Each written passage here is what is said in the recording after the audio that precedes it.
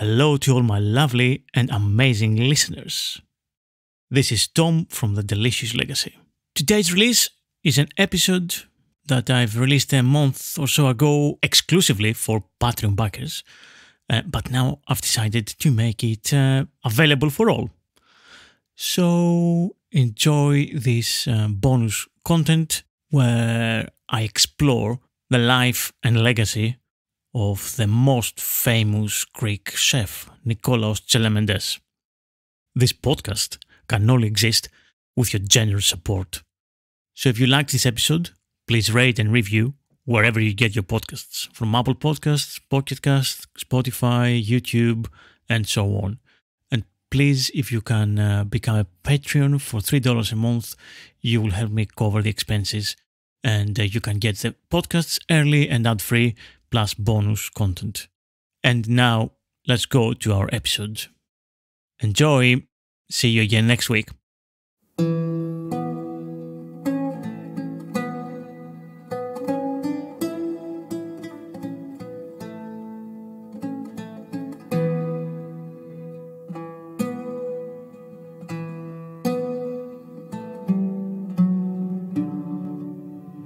Hello, I'm Thomas Dinas, and this is the Delicious Legacy Podcast. Welcome back to this bonus episode for Patreon backers only. Do you remember on a previous episode recently about the birth of modern Greek cuisine? I talked a lot about this famous Greek chef called Tselementes, whose name is equivalent to the word cookbook in Greek, in modern Greek households, basically. He was very famous, and he wrote this massive book that it was big in Greece. It was about how to define the modern Greek cuisine in a modern world in the early 20th century. So just want to expand a little bit on that and talk about his personality and his own life and story. Who was he? Where did he come from? And his belief and his way of cooking and his and everything around him, basically, aside from his stories and his recipes.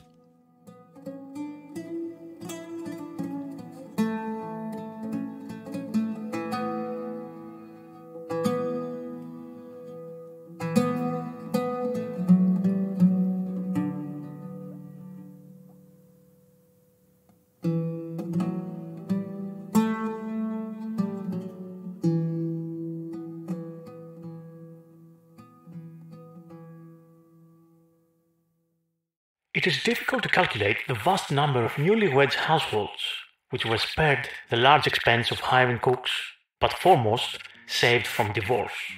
The bed and the dining table keep couples together, while at the same time they may drive them apart. The young husband and wife have made the table safe today because of Tselementes. The only thing the new little wife needs to do in order to get everybody's congratulations is to lean over Tselementes' book for 5 minutes every day. That's what the journalist Spiros Melas wrote in the obituary of Tselementes in 1958, and he was one of the outstanding Greek authors and journalists. Thousands of Greek couples owed him the secret of their happiness. Tens of thousands of women kept their men at home following his advice. Most of today's chefs in hotels, boats, mansions and big restaurants owe their success to him, wrote a well-known journalist in a half-page obituary in another Athenian daily in 1958. Tselementes is the man who refined the Greek palate. He has taken the arbitrary elements of Greek cooking and brought them to order. He gave us our food constitution in a culinary tradition that was neither Eastern nor European. And that's from Pavlos Palaiologos, one of the most well-known columnists of all times, in a praise for Tselementes post-mortem. Another one goes like this. Tselementes, with his book, gave happiness to the Greek family and made men enjoy the table while women found peace. This is from Grigorios Xenopoulos, a very well-known author of novels and plays. There was an obituary published in a newspaper for the wealthy Greek Egyptian community, which writes that many Greek women were saved by Tselementes.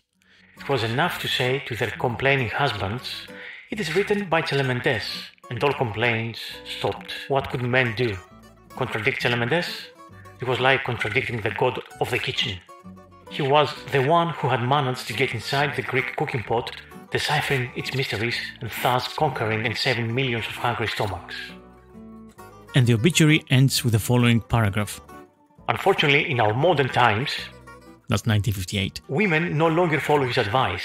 Cooking is considered an anachronistic chore. Contemporary wives spend the day playing cards, and when the husband returns home from work, he no longer finds the steaming pot on the stove.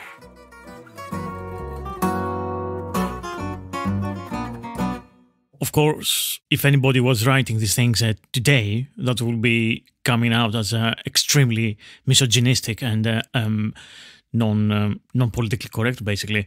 But even if we try to overlook the strong chauvinistic tone of the articles at the time, it seems that everybody talks about there was a chaos in Greek cuisine before Tselementes came and saved Greece's kitchens and cooking traditions, which of course is far from the truth, right?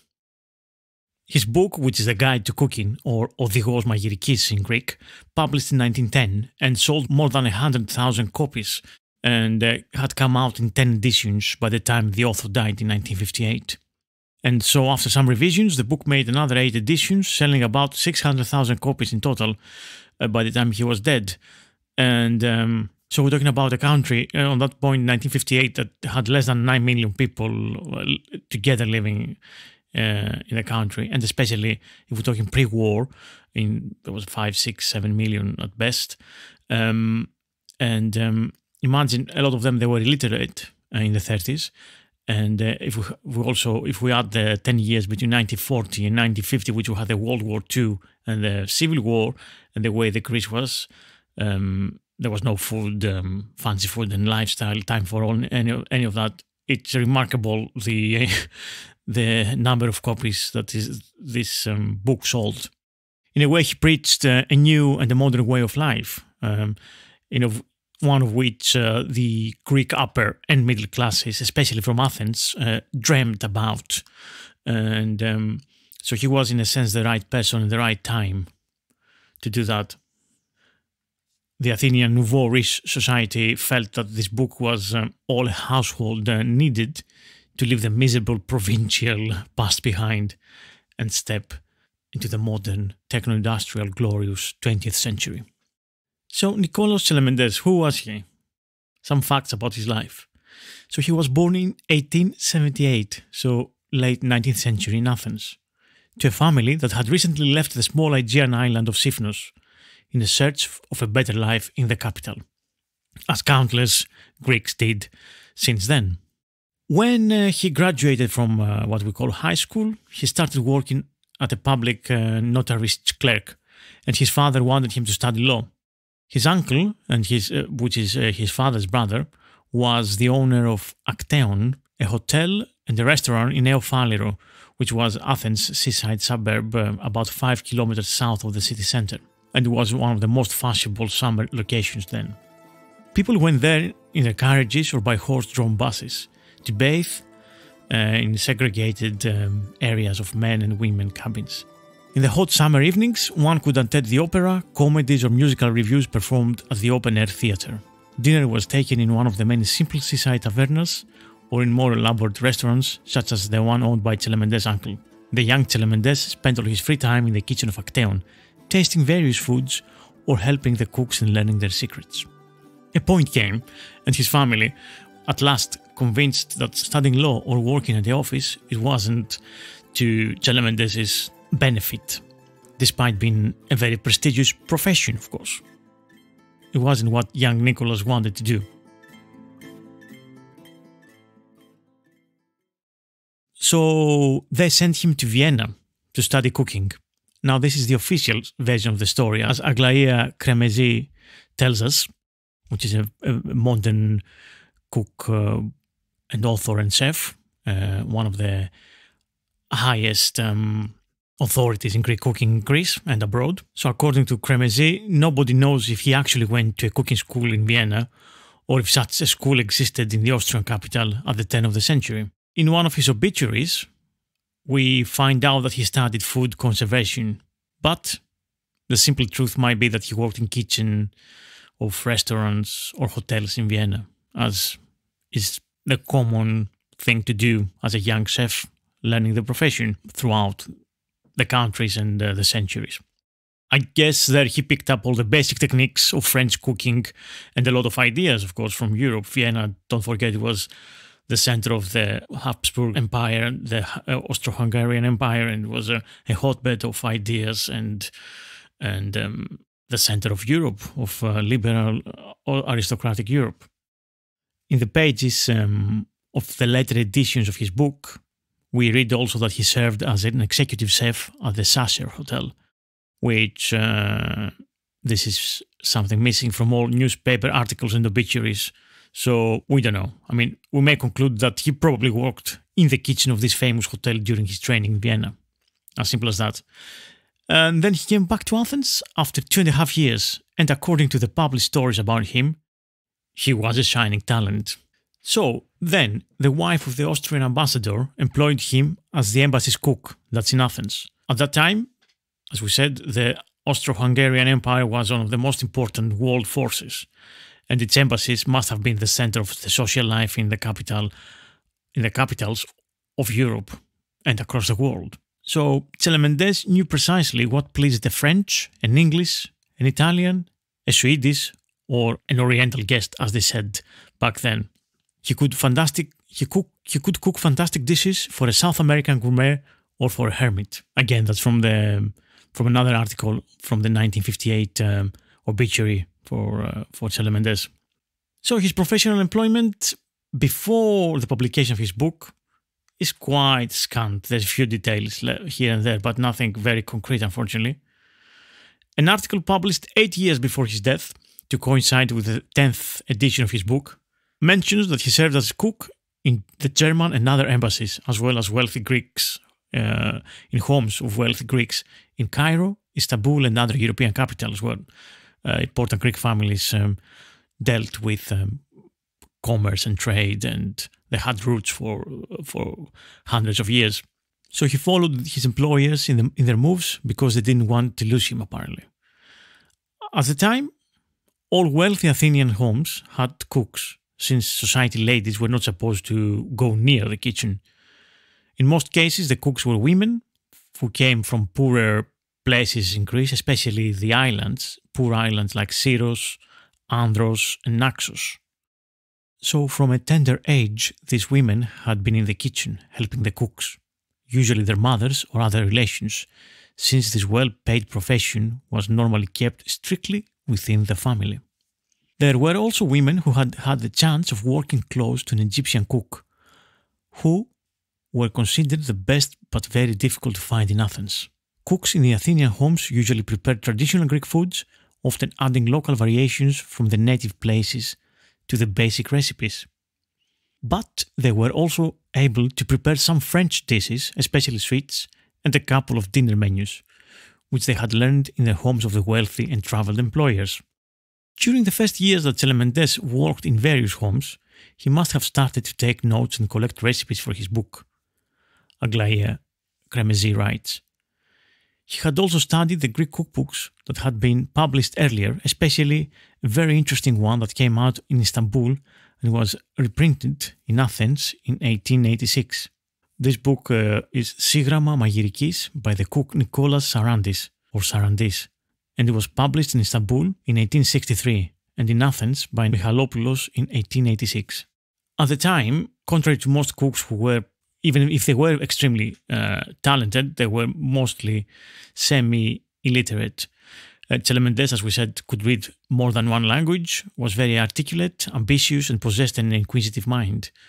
Judging that the time was right, he made his life's goal to introduce European society customs, manners, and taste to every Greek home.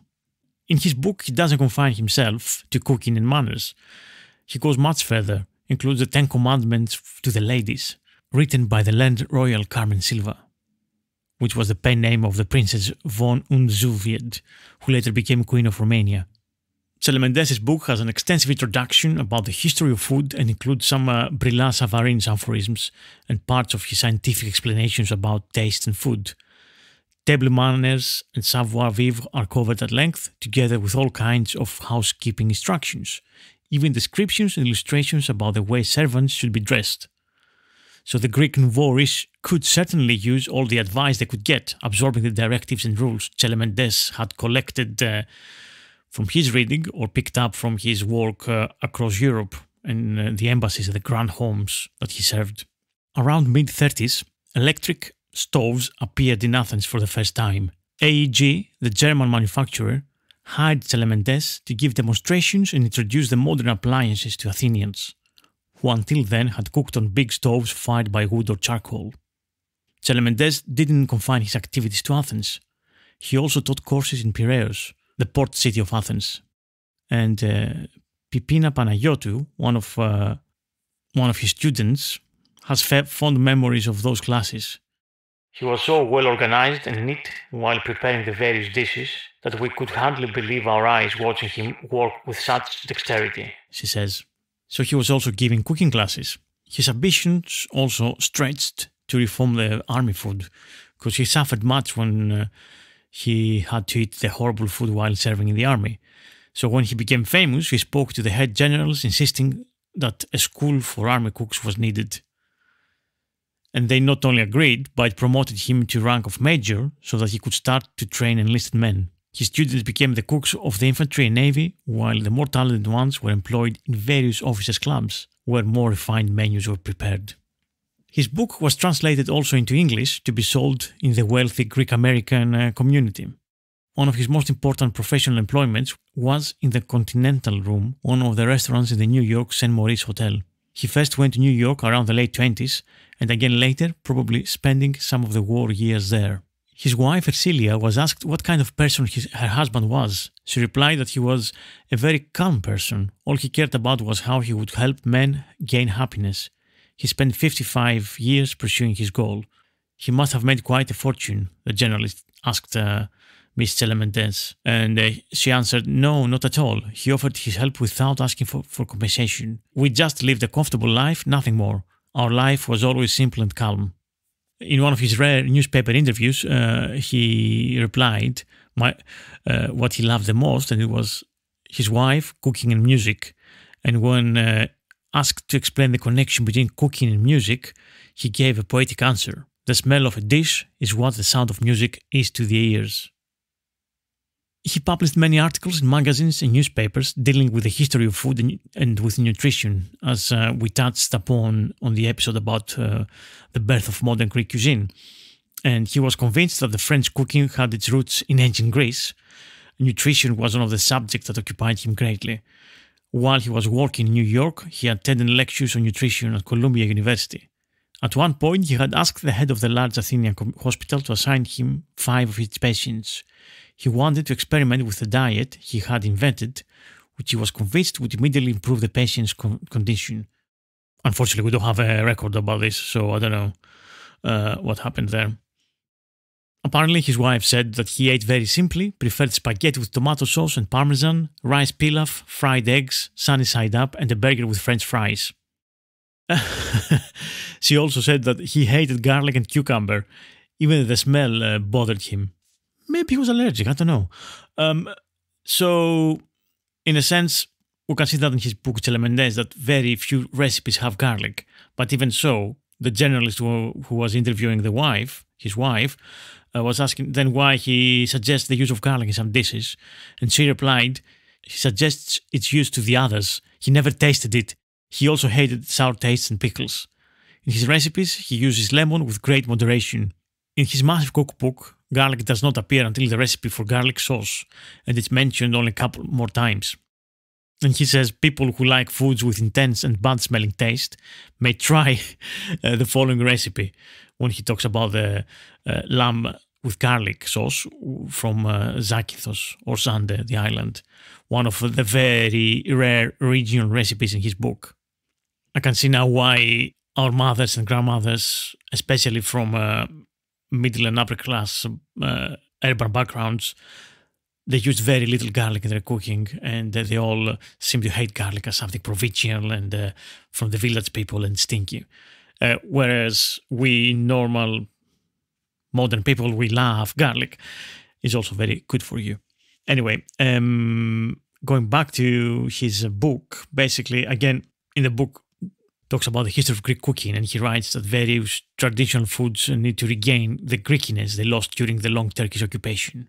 They should be revised by learned cooks who will rid those dishes from the influence and contamination they suffered trying to conform to the taste of the Eastern peoples, so that they don't appear too greasy, overspiced, and unappealing.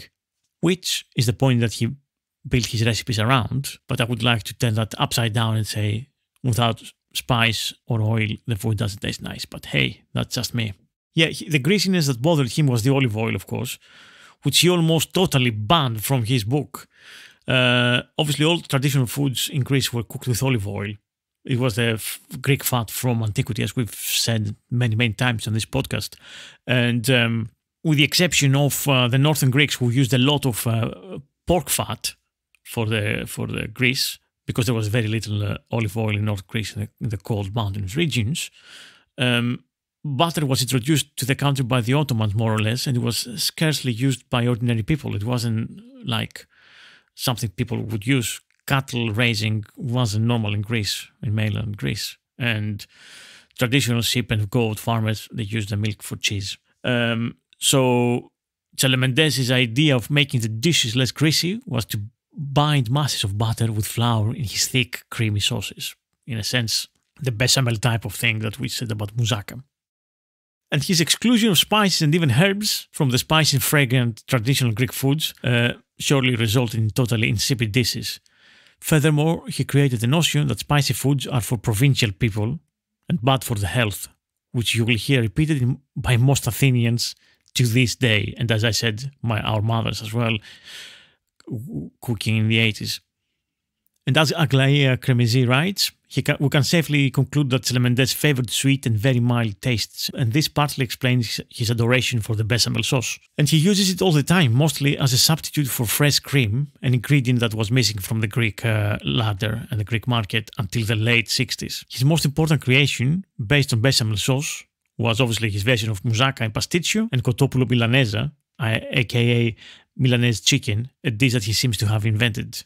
We talked about moussaka in the episode about the birth of modern Greek cuisine, and there is a thought that it might be invented by a very creative French-educated cook in Istanbul. But before Tselementes, there was no moussaka as we know it today in the Greek cuisine. So basically, in a sense, it was just layers of fried aubergines topped with meat and tomato sauce and some cheese on the top. So it's more or less what they call moussaka in the Middle East. So his new recipe of moussaka, which was topped with a thick layer of bechamel sauce, which is the standard of Greek kitchen up to this day, is Tselementes' invention, essentially.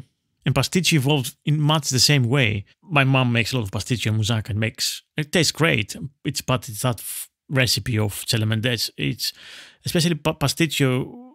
It's a recipe that comes from Italy, in a sense. The name is very Italian anyway. But before him, thick spaghetti mixed with chopped liver, meat, eggs and cheese was the filling of a pie wrapped in a filo pastry. So that was pasticcio. Very close to the original Italian recipe that uses a pastry crust. But he completely changed the dish and made it kind of a gratin, as we know, right?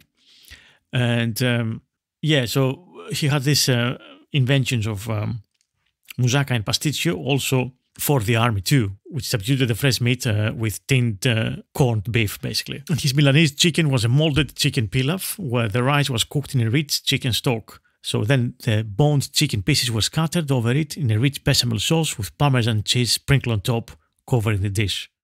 Obviously very nice comfort food, lush and creamy and sweet, and it's easy to understand why it was an instant success and became the traditional Sunday food for the upper classes. It's very out of fashion now, of course, but if you ask older Athenians about their favorite food, Milanese chicken is the likely answer.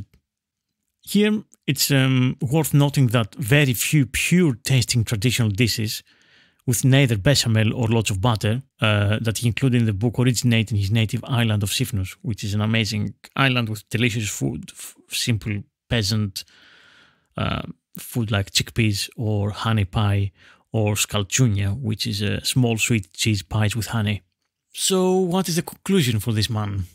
Was he good for the Greek cuisine, or he set it back to some kind of impossible French standards that were and still are alien to the Greek food world and to the Greek psychogastronomy? He was an honest, hard-working man. He was an excellent cook, by the standards of the time, of course, who spent a lot of time reading and researching. His books are well written and documented, but quite difficult to follow for the inexperienced cook. Its phenomenal success resulted in the abandonment of the simple, honest peasant cooking in Greece. And that's probably something we lost for decades, and we're rediscovering only the past 15 years or so. His book is the source of the vast majority of the food served in Athenian restaurants, especially back in the day. And this in turn greatly influenced home cooking, even though in most cases the book itself was used by home cooks mainly for party menus and sweets. One of the negative things is probably that Tselementes' ideas made Greek women who were good cooks and probably personally disliked his creamy dishes to feel that they were not modern. So they felt ashamed of the foods they learned from their mothers. And it's no wonder that those marvelous simple peasant dishes of the poor have almost disappeared as people became wealthier and moved to the big cities, which is something that happened in Greece a lot more than other places after World War II and the civil war that happened afterwards in the 50s. So around the 60s, like Athens had like 50% of the population of the whole of Greece, which continues to today, with all the problems that this brings to the table. And that's it. That's my little bonus segment for Nikolaos Tselementes, his life and works, and the influence in modern Greek cuisine. I hope you enjoyed it. Thank you for listening, and see you soon for another archaeogastronomical or not so ancient adventure. Bye!